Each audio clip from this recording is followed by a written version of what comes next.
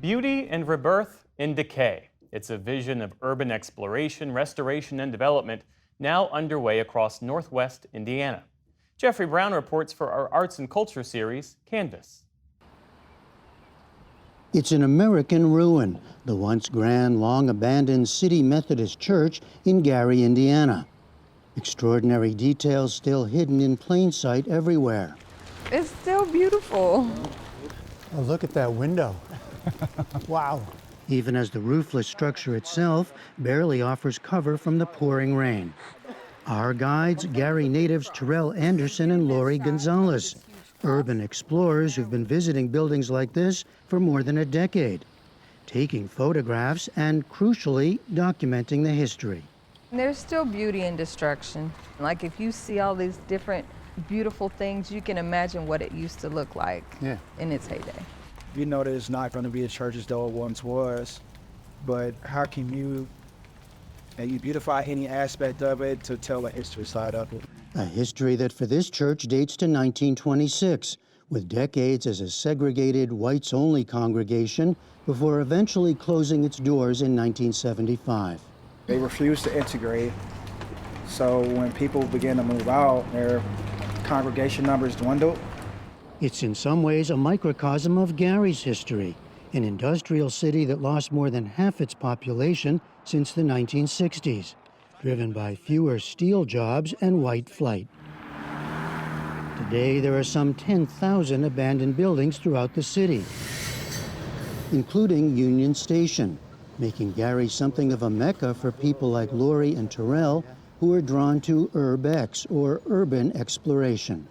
I saw in the back of your sweatshirt, it says, "I play in abandoned buildings." So this began sort of as a kind of play?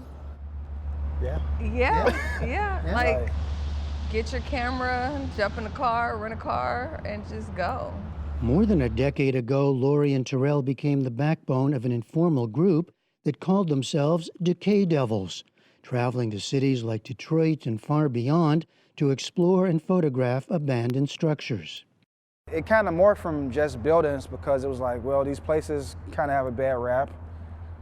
Well, let's go and learn more about the people, and then the cuisine, and then everything else. And it was like, And the history. oh, these people are like really cool people. And so it actually helped us like kind of pivot from just going to take pictures and eating to, okay, tell us how y'all did this, and where'd you get the money from, and how'd you bring this together? In 2015, Decay Devils became a formal nonprofit, now focused on preserving and even restoring structures in and around Gary.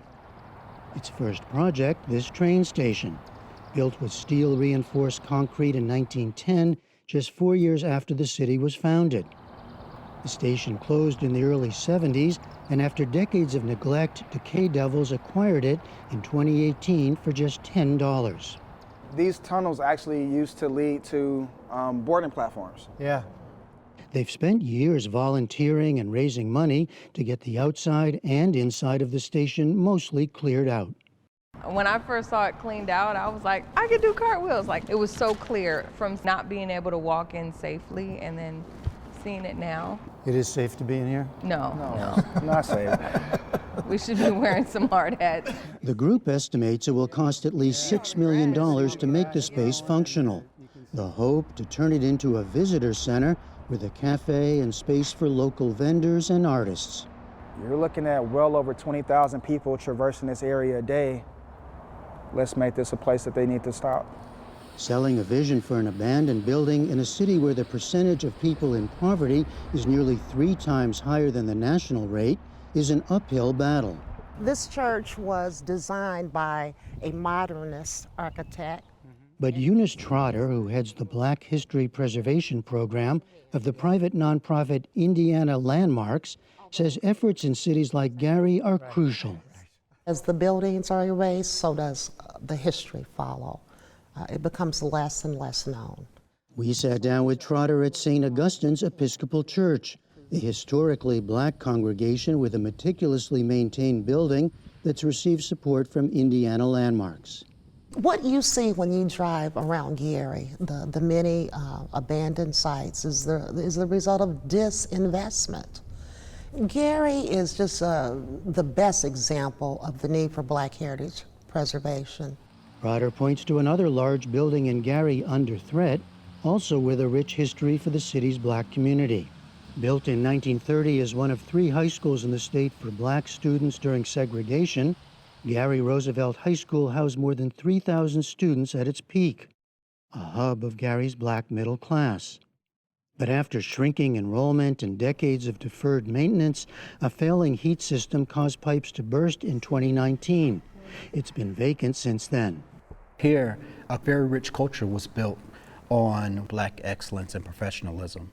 And that's what this school really stands for. We actually had a fairly good swim team. Marlon Mitchell graduated from Gary Roosevelt in 1989.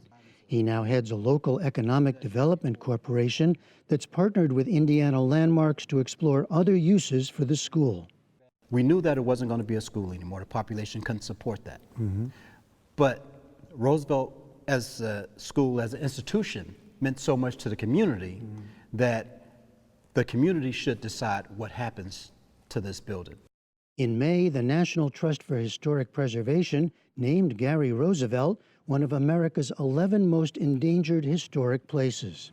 This building has much more life left if we breathe into it. We can use some of that space for museum space. We could use some of that space for a hotel, for an event center, for artists, and on and on. That's a site that has many, many more years of life with a little love. And that love is at the tune of $20 million. $20 million, which is a lot of money in a place like Gary, where there are a lot of other needs. There is a lot of money. But we believe that restoring that school will ignite tremendous restoration for Gary.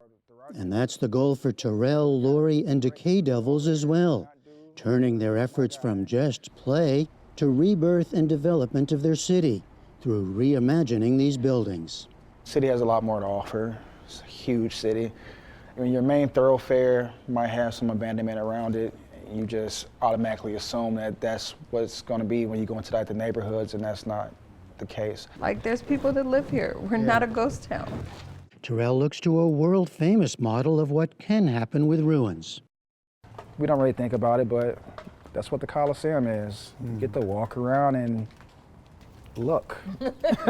Yeah, it's a ruin. And that's it, it's a ruin, but we know that there is an energy here. It's just along the lines of how do you properly monetize it and use it to help other things be developed. It's a grand dream, now a challenge for Decay Devils and the boosters of Gary's historic buildings. For the PBS NewsHour, I'm Jeffrey Brown inside the ruins of City Methodist Church in Gary, Indiana.